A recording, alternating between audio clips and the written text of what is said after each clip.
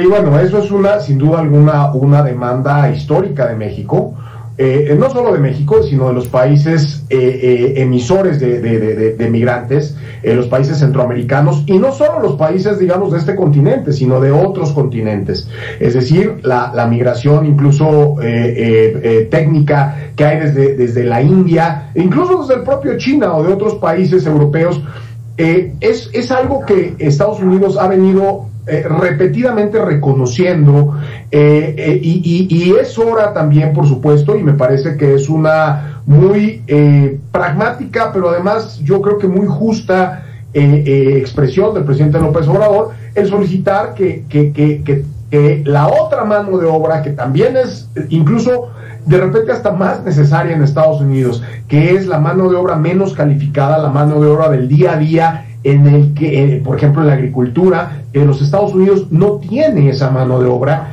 se pueda reconocer. Entonces creo que esa es una cuestión que incluso la mayoría de los círculos, yo te podría decir, pro inmigración de los Estados Unidos, reconocen como algo necesario. Sin embargo, no podemos olvidarnos que si bien eso es algo que se reconoce, hay pues la mitad de la población, ¿no? La población que no reconocía eso, la población que votó por Trump, por ejemplo, por Donald Trump, alrededor de una agenda anti-inmigrantes, una agenda que ciertamente, digamos, contaba medias verdades, diciendo que realmente los migrantes estaban llegando a quitarle trabajos a los estadounidenses en la manufactura, en la agricultura, cuando sabemos que no es real. Sabemos que esto no es real y que ciertamente es algo que bueno, hay un debate tremendo interno en Estados Unidos sobre este tema.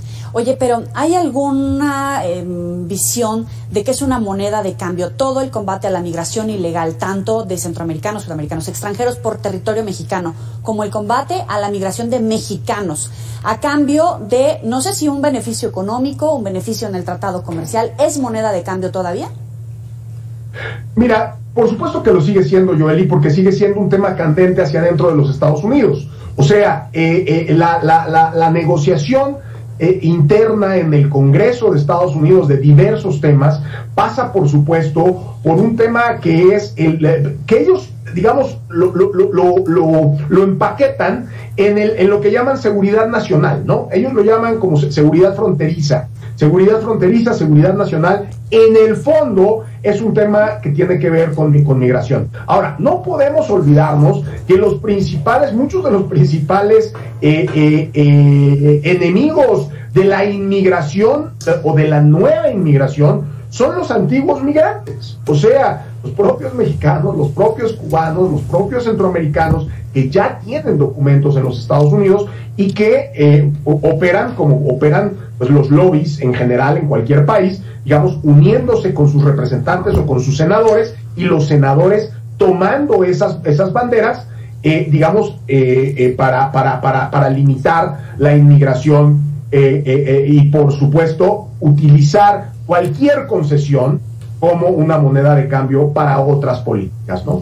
Ahora, es importante, por ejemplo, el presidente dice, México no está la región no está produciendo lo suficiente frente al gigante asiático, en medio de la crisis, evidentemente por los contenedores saturados, por obviamente el sobreprecio que ha detonado, el aislamiento, la crisis en el suministro de muchas de las materias primas. Y México lo lee. De hecho, en la cumbre de la CELAC, en la que también tuviste atención, el que cerró los discursos fue precisamente China. Y ahí México le hacía patente esta integración regional con Estados Unidos, con Canadá, con los países de América Latina, diciendo, somos una potencia de producción, puedes integrarte al bloque con esa participación o podemos hacerte un contrapeso. Y hoy lo pone sobre la mesa con Estados Unidos y Canadá.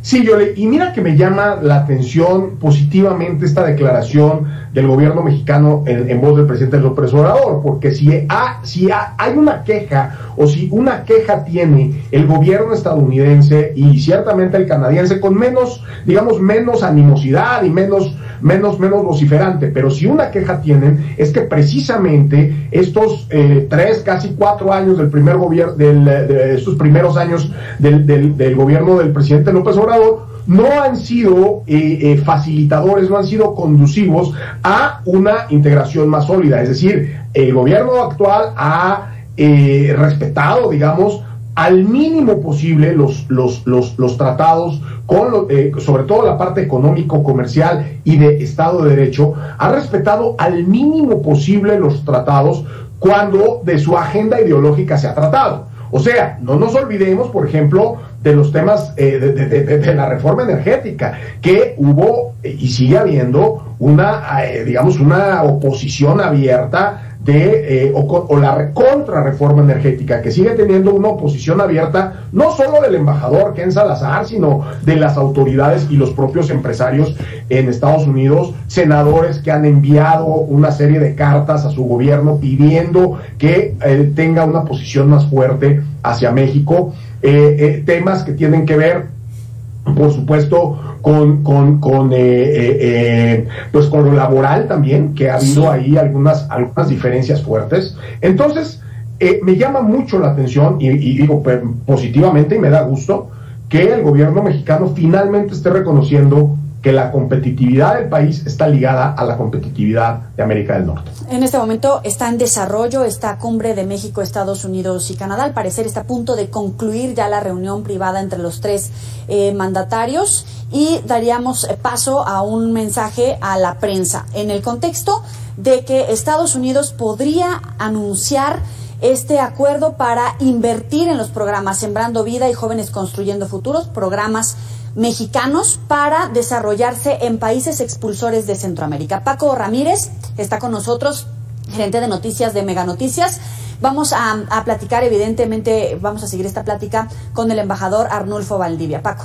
Gracias, Yoli. Un gusto saludarte, un gusto saludar a la audiencia. Y bueno, por supuesto, Arnulfo Valdivia, gracias por regalarnos unos minutos. A ver, déjame intentar, estamos a la espera justamente del fin de esta reunión importantísima, la primera después de muchos años en espera, como decía anoche Marta Bárcena, el encuentro esperado. Pero realmente creemos que lo que va a arrojar esta reunión será lo esperado para los tres países, para la región en materia económica y específicamente para México. Pues mira, Paco, yo creo que hay que esperar precisamente y yo te agradezco también el espacio, perdón la falta de cortesía, les agradezco este espacio y feliz de estar aquí con ustedes. Pero mira, yo creo que todo dependerá, tenemos que escuchar realmente cuál es la declaración final. Digamos, quienes hemos estado involucrados en este tipo de cumbres y en este tipo de mecánicas, sabemos que realmente mientras los presidentes están hablando y están, digamos, frente a las cámaras, hay equipos enormes detrás afinando prácticamente cada coma y cada palabra de la declaración final que se dará. Con toda frecuencia esas declaraciones llegan casi acordadas a las cumbres, pero siempre hay puntos claves que durante la cumbre se negocian y se deciden directamente entre los presidentes. Y estas últimas comas y estos últimos puntos son los que finalmente determinan realmente el contenido, digamos, fuerte, el contenido sólido de las reuniones. Hay que esperar a ver qué, pero bueno, si lo que adelanta Joely es correcto, en el sentido que se materializa el hecho de que Estados Unidos ofrece, digamos, invertir en América Central a través de programas de diseño mexicano, como el de Jóvenes Creando Futuro, y el de Sembrando Vida, pues realmente sí sería un gran triunfo para el gobierno mexicano, que tiene 2 años insistiendo en que eso suceda. No podemos olvidarnos que ya hay un programa manejado por la vicepresidente Kamala Harris, que es un programa de creación de empleo, de creación de oportunidades en Centroamérica, con la finalidad de crear lo que ellos han dicho o han llamado un muro económico, más que un muro físico. Y se trata de que ayudar, apoyar, subsidiar, incentivar a las empresas, sobre todo estadounidenses, para que creen empleos en América Central, sobre todo en el Triángulo Norte, Guatemala, Honduras, El Salvador. Y el presidente López Obrador ha insistido, digamos, permanentemente en que esta inversión económica requiere un acompañamiento de inversión social, que es pues los dos programas de los que ya hablamos. Y repito, si se anunciara hoy que va a haber una inversión o una parte de la inversión de Estados Unidos en sus programas para Centroamérica será orientada a programas similares a los que hay en México, sería sin duda un gran triunfo para el presidente López Obrador. Habrá que ver cuáles son los acuerdos, a cambio, ¿no? A cambio, porque podemos, es decir, sería ingenuo pensar que le dieron esto gratis al gobierno de México. Sí, vamos, pero finalmente, déjame decirte, todos ganan, ¿eh? Hay dos situaciones específicas que son las que nos deben de interesar a los tres países. Por un lado, el tema económico, ya lo mencionaba hace un momento Joely, el tema económico, teniendo enfrente al gigante asiático, a China, y teniendo la posibilidad de consolidar este tratado comercial de América del Norte, que es fundamental para los tres, en especial para México. Y por el otro lado, el tema migrante, no podemos dejarlo porque parte fundamental de la productividad en los tres países tiene que ver con los migrantes a quienes se está rechazando. Totalmente, Paco. A ver, mira, dentro de la, digamos, dentro de la teoría, yo te diría clásica o tradicional de la integración, lo que uno de los factores, la integración en general se trata de que los factores de la producción puedan tener una movilidad dentro de la región o dentro de la zona o dentro del área que está, digamos, buscando integrarse. Entonces, cuando tú tienes movimiento de capitales, ¿no? Cuando tú tienes, pues obviamente el movimiento de tierra es imposible, pero sí es posible el movimiento o la capacidad de tratar con igualdad la compra, digamos, de activos fijos como la tierra.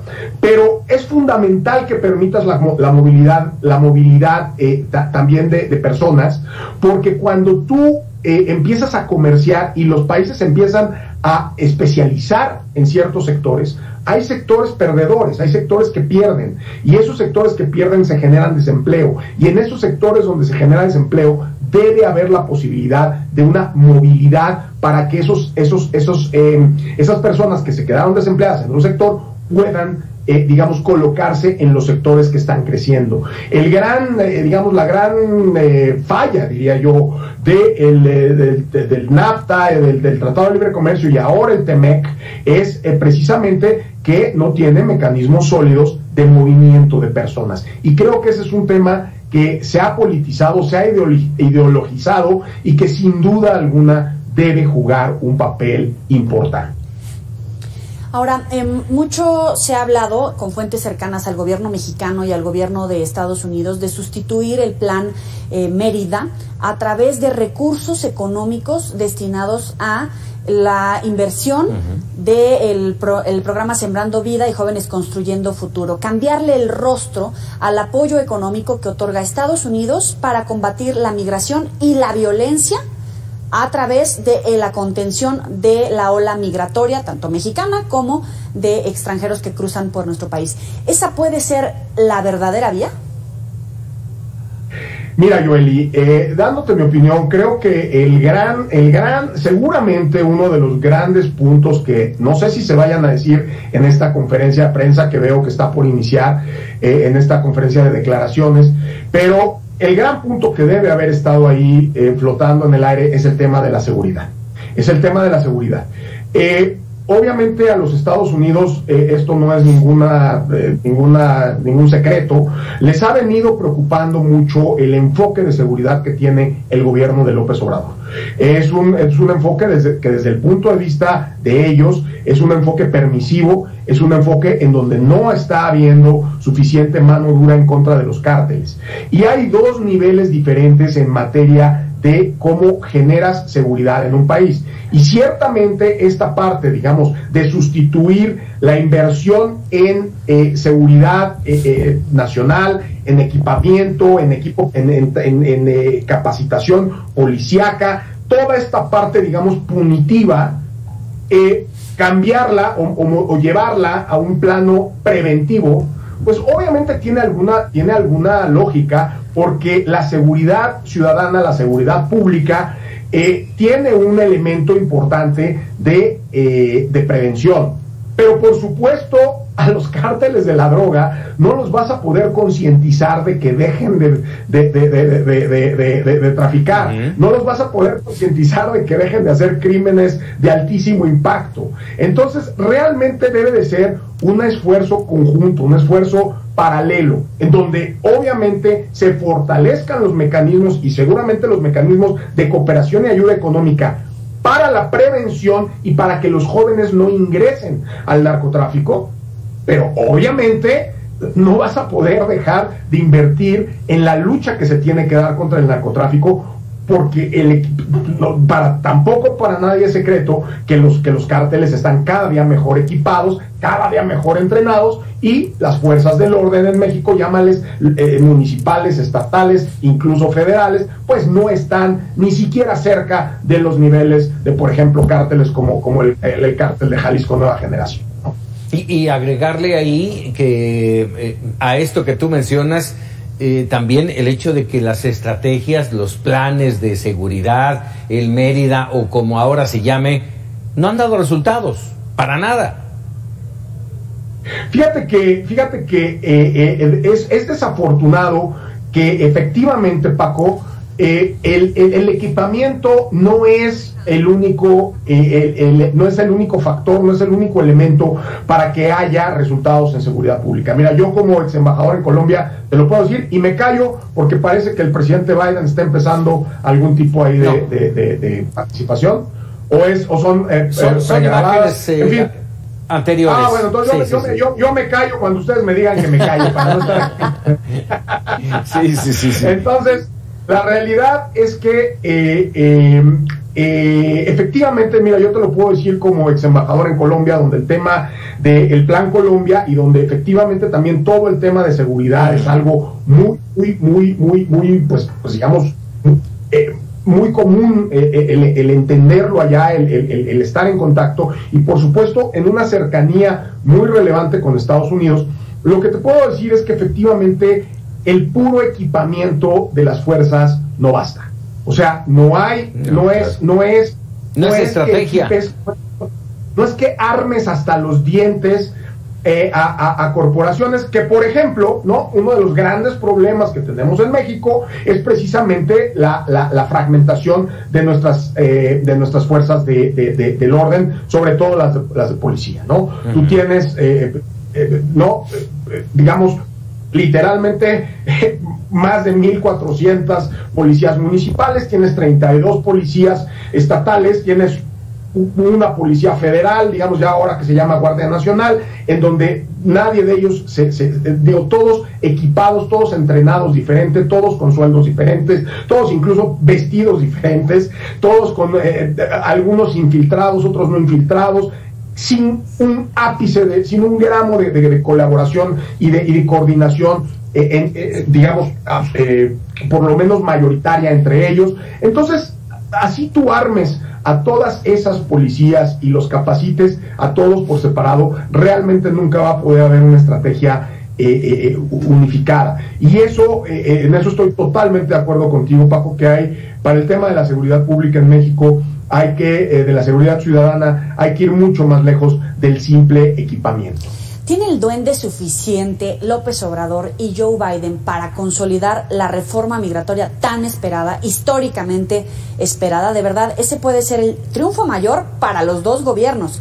¿Podríamos llegar a ese punto?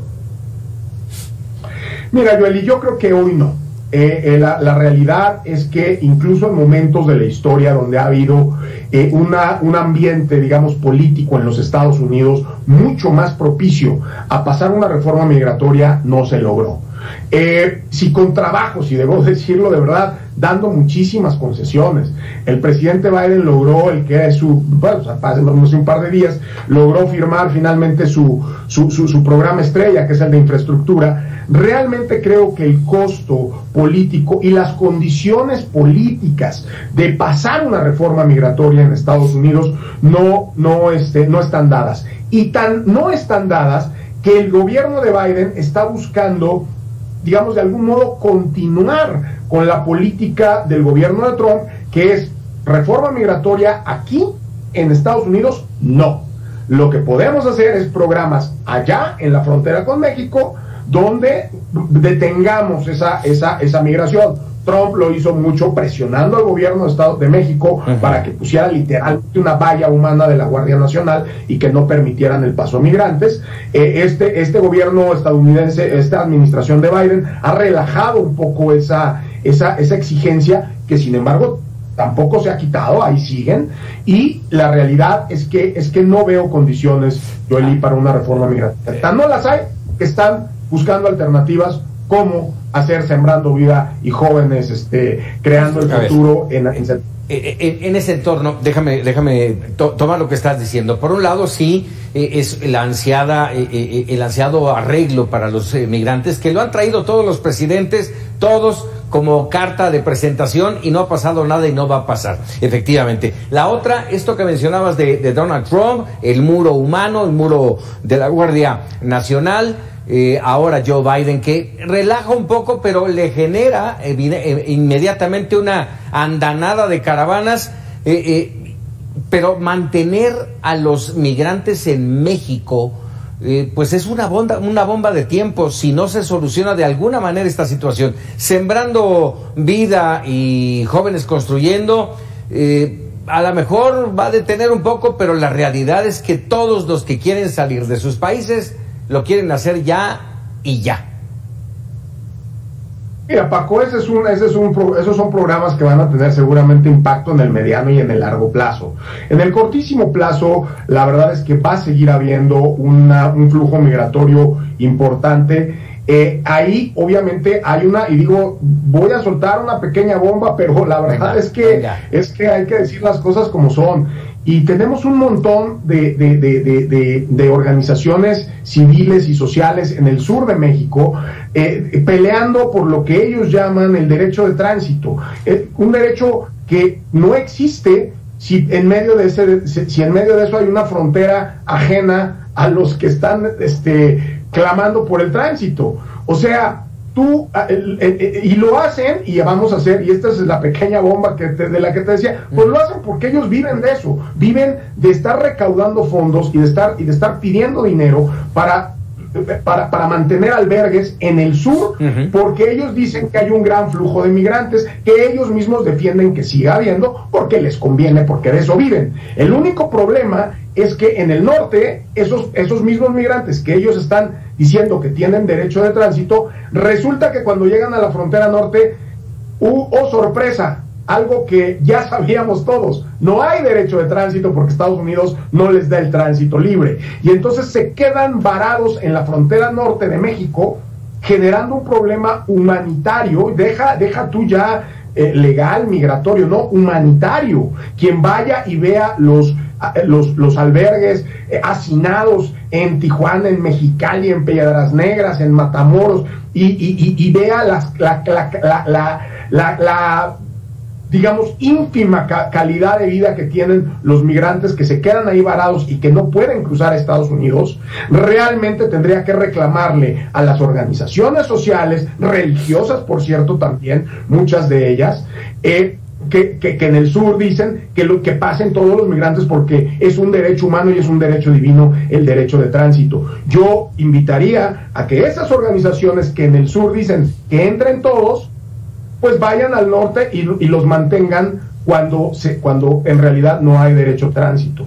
Ese es el crimen literal humanitario en el que estas organizaciones están permanentemente cayendo por su voracidad, por su ambición y por seguir recaudando y por seguir absorbiendo fondos para vivir ellos bien a costa de migrantes que no tienen derecho de tránsito. Ese es un problema que hay que resolver, y efectivamente en el corto plazo no se va a resolver así hagamos los programas sociales y económicos que queramos en Centroamérica, porque para que una fábrica genere 5, 10 mil, 15 mil, 30 mil, 100 mil empleos que realmente detengan a las personas que están intentando migrar a través de un salario medianamente digno, pueden pasar 5, 7 o 10 años.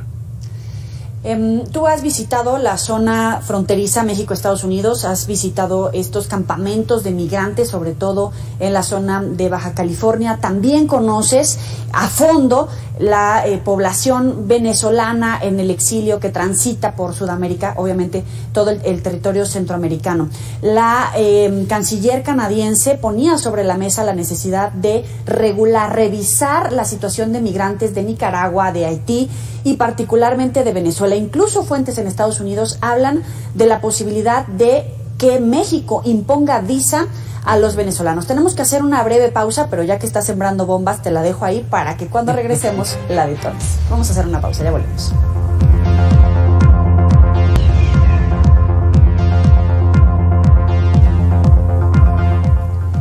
Seguimos en esta mesa de análisis, de debate. Hoy Paco Ramírez, Joely Ramírez, su servidora, y por supuesto el embajador Arnulfo Valdivia Machuca. Paco. Así es. Dame oportunidad, Arnulfo, para nuestro auditorio, previo al inicio propiamente de la reunión trilateral entre los presidentes de Estados Unidos, de México y el primer ministro de Canadá. Finalmente hablaron y dieron un poco de comentarios ahí, y en su participación el presidente de los Estados Unidos, Joe Biden, aseguró que es momento de tomar acciones para la recuperación económica, lo que platicábamos hace un momento, el control de la pandemia, el cuidado al medio ambiente y desarrollo energético. Ojo, retos para los 3 países de América del Norte pueden beneficiar, dijo, y sacar de la marginación a gran parte de sus respectivas poblaciones. Escuchemos. Manejar los retos de la migración en nuestro hemisferio y salirnos de esta línea que le sigue negando oportunidades a tantas personas. Como líderes compartimos un gran potencial cuando nosotros podamos aprovechar todo el potencial de los talentos de nuestras poblaciones. Hay parte de esto que dijo Joe Biden, pero antes de irnos a un corte, querías que Arnulfo soltara una bomba más. Detonara la bomba, ya que te metiste donde no debías. Arnulfo Valdivia Machuca fue embajador de México en Colombia. Conoce, por supuesto, la migración de venezolanos, principalmente a Colombia, pero también todo el movimiento que hay en Centroamérica. Y después visitó la zona fronteriza México-Estados Unidos, viendo, de hecho tomando hasta fotografías, registrando cómo estaban estos grupos de migrantes ya en territorio mexicano, pero en esa zona fronteriza. Hay posibilidad de que el discurso del gobierno mexicano de no distinguir entre migraciones, porque todos tenemos derechos igualitarios, le imponga visas, por ejemplo, a los venezolanos?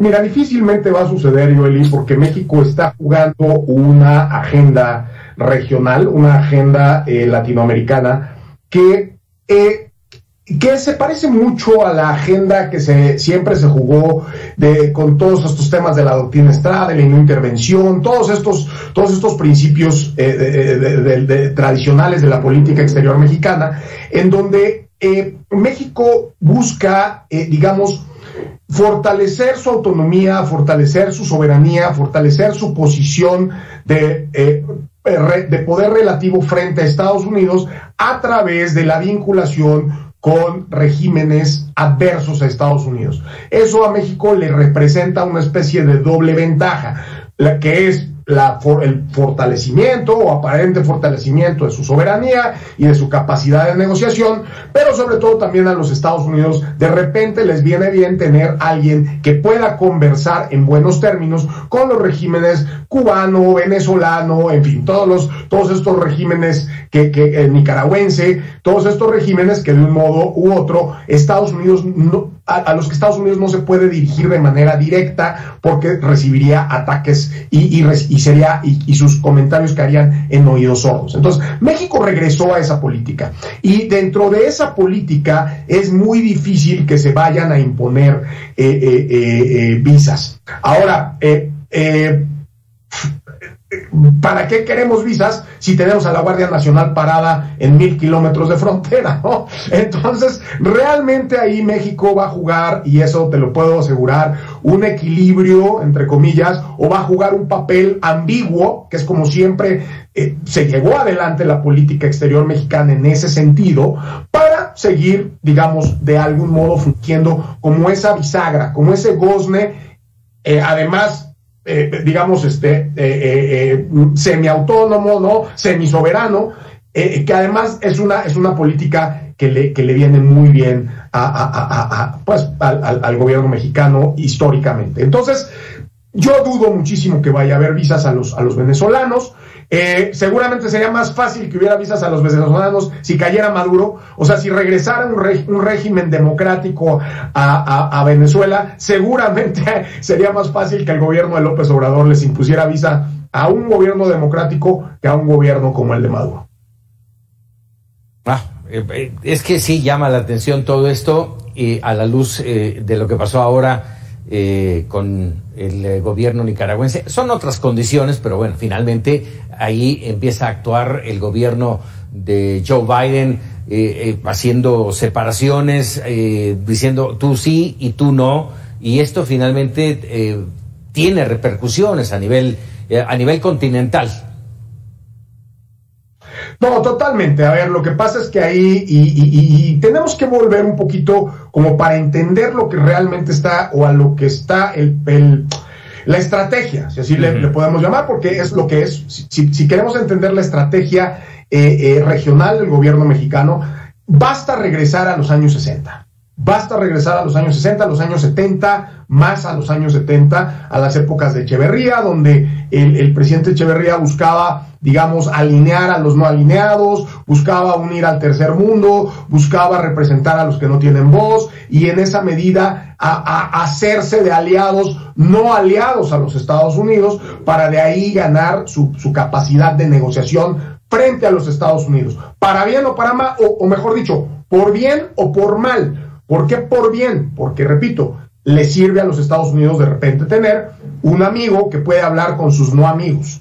Y por el otro lado, pues por mal, en el sentido de, pues yo traigo atrás a 20 países que no son tus amigos y pues yo no tengo por qué hacerte caso. Entonces, esa postura es una postura, digamos, intermedia, y que, repito, desde el punto de vista del gobierno mexicano hoy, es una postura que le puede redituar frutos. No me lo preguntaron, pero me llama muchísimo la atención los temas que trata el presidente Biden, porque creo que ahí, y no digo más, puedo decir más si ustedes lo quieren, pero ¿sí? Me parece que hay un mensaje oculto que es un mensaje tan claro entre líneas que deja de estar entre líneas, ¿no? A ver, dinos más. Ya la soltaste, ahora venga. Pues es que mira, cuando el presidente de Estados Unidos dice que el trabajo en temas migratorios, que el trabajo en temas energéticos, que el trabajo en temas de medio ambiente y de energías limpias pueden sacar a los pueblos de la marginación y a los individuos de la marginación, hay que preguntarnos, de los tres que están ahí, ¿qué pueblo es el que tiene más número de marginados?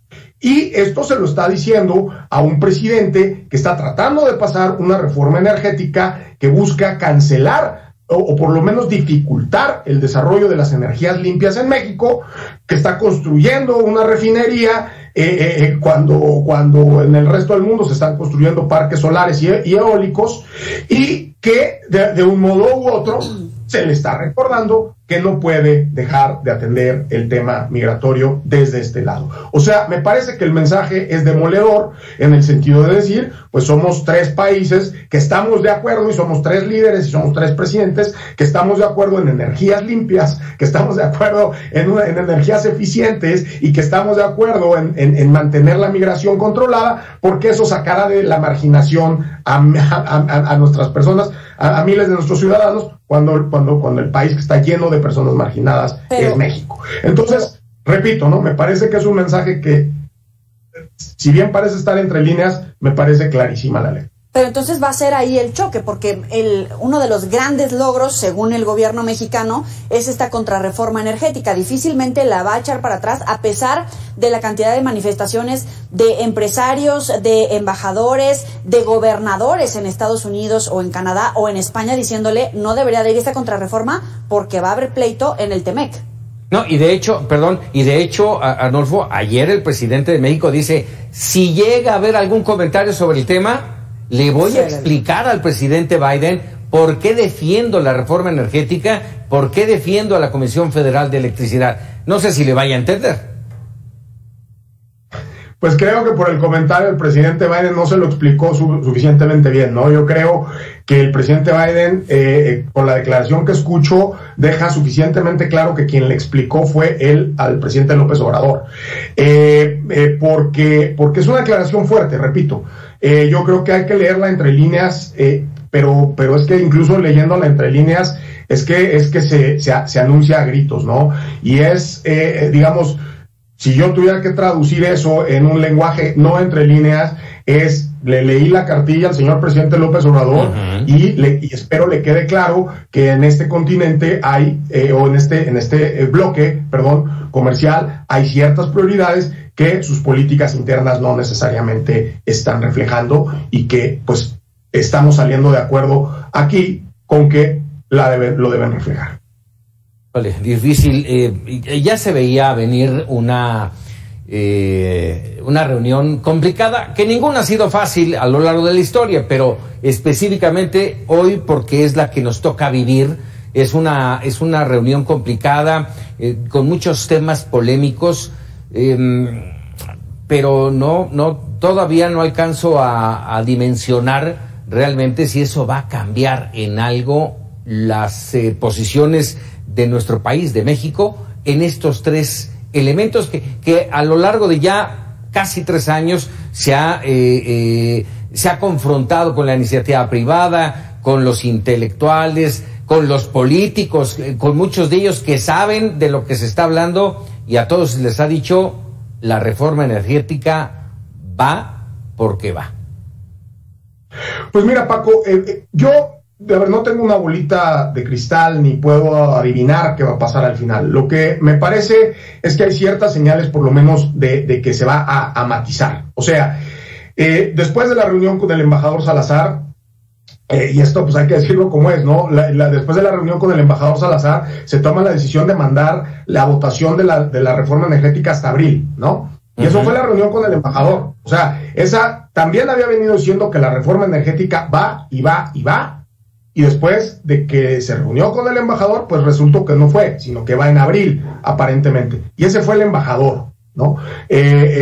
Yo no quiero, repito, no sé qué pasó en esos salones ahí de la Casa Blanca, pero lo que sí me parece es que si con una llamada de insatisfacción del embajador la votación fue enviada hasta abril, quiero pensar que con una situación con el presidente Biden pudiera tener algún impacto más profundo. Y en este sentido, vuelvo a lo mismo. Yo estoy de acuerdo contigo en que no creo que vaya a haber una claudicación o una marcha para atrás absolutamente clara, ¿no? Absolutamente descarada, porque pues sería una muestra de debilidad, una muestra de sumisión, pero realmente creo y espero realmente que lo que haya sea por lo menos una suavización o una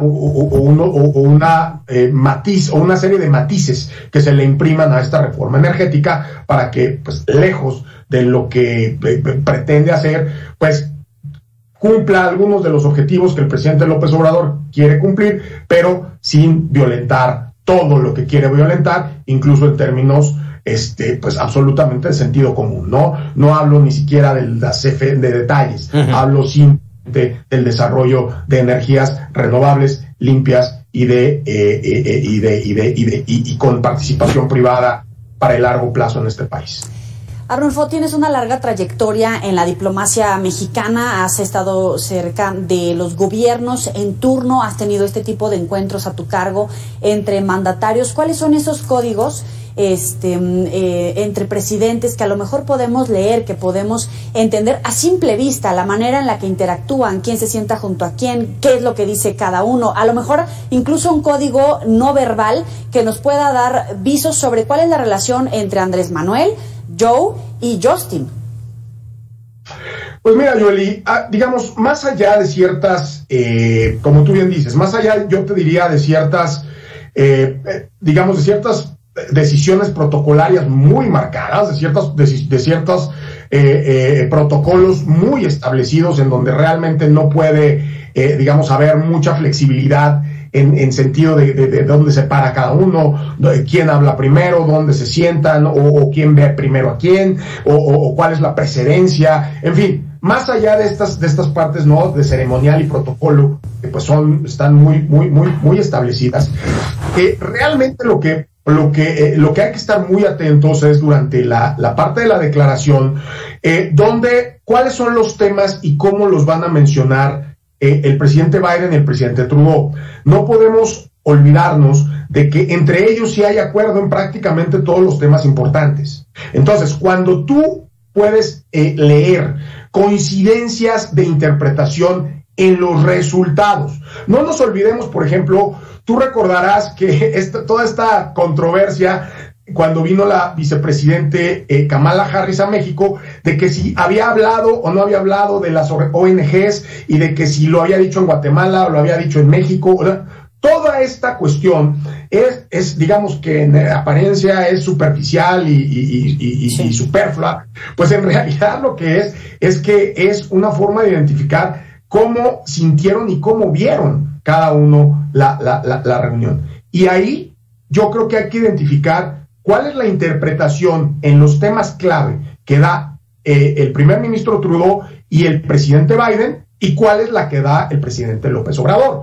Porque si la interpretación es exactamente igual, bueno, probablemente es lo que sucedió allá adentro. Si hay interpretaciones o hay palabras que matizan, que cambian, que modifican lo que entre uno y otro, pues probablemente no sabremos lo que realmente sucedió adentro. En fin, entonces yo creo que el análisis de discurso, para resumir, creo que se vuelve fundamental en el momento en que hay este tipo de diferendos que difícilmente serán públicos, difícilmente serán evidentemente claros, pero que ahí están siempre en ese lenguaje sutil que los políticos tienden a utilizar para decir lo que quieren decir sin decirlo. Arnulfo Valdivia, vamos a hacer, si te parece y si estás de acuerdo con nosotros, una muy breve pausa y regresamos. Aún hay mucho que tejer en torno a esta cumbre tripartita. Volvemos.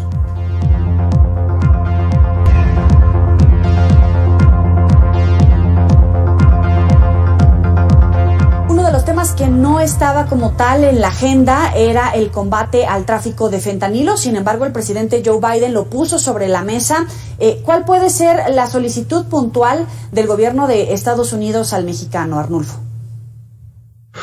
A ver, lo que sucede es que, bueno, dando un poco de contexto a nuestros televidentes, el fentanilo es una sustancia que es utilizada para la creación o la generación o la producción, mejor dicho, es la palabra que estoy buscando, de drogas sintéticas, para que sepan por qué el tema del fentanilo. Entonces, evidentemente, cuando tú estás hablando de que en Estados Unidos la producción del fentanilo es legal, pero también la producen en otros países del mundo. Lo que pasa es que en esos países, por ejemplo Alemania, en fin, pero en esos países el fentanilo está sumamente controlado precisamente porque se puede utilizar en las drogas. Entonces, el tema del tráfico de fentanilo hacia México tiene que ver con la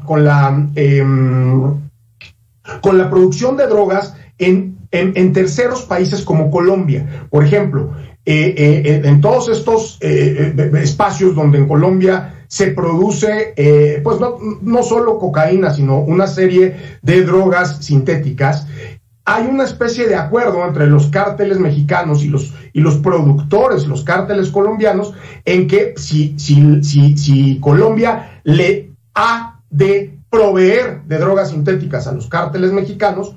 Para poder hacer eso, los cárteles mexicanos le deben proveer a los cárteles colombianos de fentanilo. Habiendo explicado, digamos, este ir y venir o esta motivación, claro que esto tiene que ver directamente con la relación que el gobierno mexicano puede o debe de tener o debe de dejar de tener en esta percepción de la que hablábamos hace rato de cercanía con los cárteles. La realidad es que